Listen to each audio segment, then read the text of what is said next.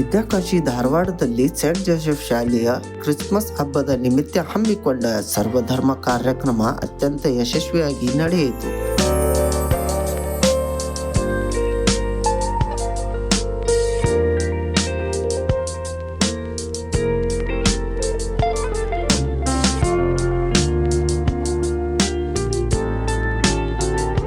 ನಾವೆಲ್ಲರೂ ಒಂದೇ ಎಂಬ ಸಂದೇಶವನ್ನು ಈ ಕಾರ್ಯಕ್ರಮ ಮುಖಾಂತರ ತೋರಿಸಿಕೊಡಲಾಯಿತು. ಶಾಲಾ ವಿದ್ಯಾರ್ಥಿಗಳಿಂದ ಗಾಯನ ಸ್ಪರ್ಧೆ ಮತ್ತು ಲೂಸಿ ಸೆಲ್ಡಾನಾ ಅವರ ಜೀವನ ಚರಿತ್ರೆಯ ಚಲನಚಿತ್ರವನ್ನಾಗಿರುವ ಬದುಕು ಬಂಡಿಯ ನಿರ್ದೇಶಕರು ಮತ್ತು ಕಲಾವಿದರಿಗೆ ಇದೇ ಸಮಯದಲ್ಲಿ ಸನ್ಮಾನಿಸಲಾಯಿತು.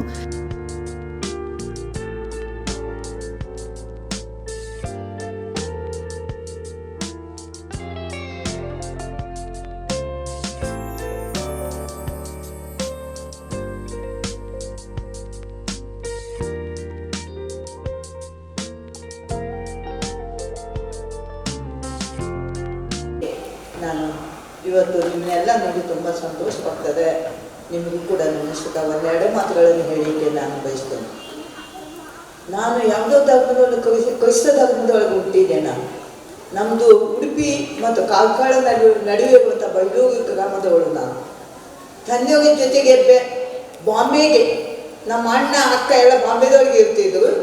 ಆ ಒಂದು ಸಮಯದೊಳಗೆ 3ನೇ ಕ್ಲಾಸ್ ಅಷ್ಟೇ ಆಗಿತ್ತು ನಂದು.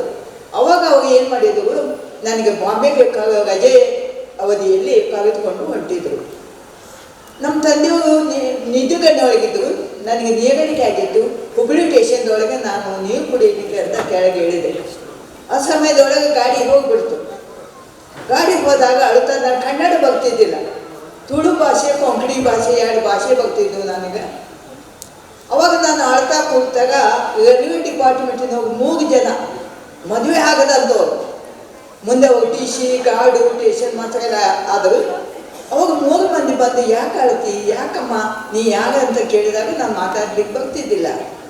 ಅವಾಗ ಅವ್ರು ಏನು ಮಾಡಿದ್ರು, ತಮ್ಮ ಕಾಟಕ್ಕೆ ಸಿಕ್ಕಾಕೊಂಡು ಹೋಗಿ ನನ್ನ ಮಗುವಿನಂತೆ ಬೆಳೆಸಿದ್ರು.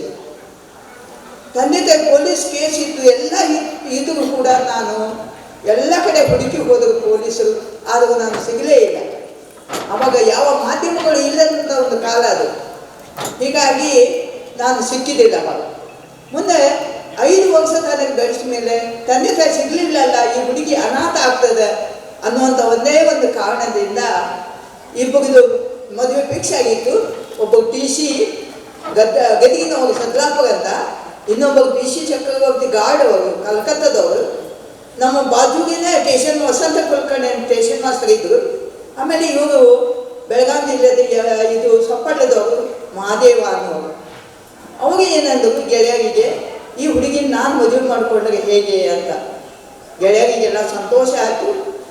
ಸಂತೋಷ ಆಗಿ ಎಲ್ಲರೂ ಒಪ್ಕೊಂಡ್ರು. ಎಲ್ಲರೂ ಕಾಂಟ್ಯಾಕ್ಟ್ಸ್ ನಡುವೆ ನಾನು ಮದುವೆ ಮಾಡಿಕೊಂಡ್ರು. ಕೇವಲ 12 ವರ್ಷ ಆವಾಗ ನನಗೆ. ಮುಂದೆ 10 ತಿಂಗಳನ್ನ ಅವ್ರನ್ನ ಕಳ್ಕೊಂಡೆ. ಅವ್ರಿಗೆ ಮೆಗಜ್ಗೆ ಟ್ರಾನ್ಸ್ಫರ್ ಆಗಿತ್ತು.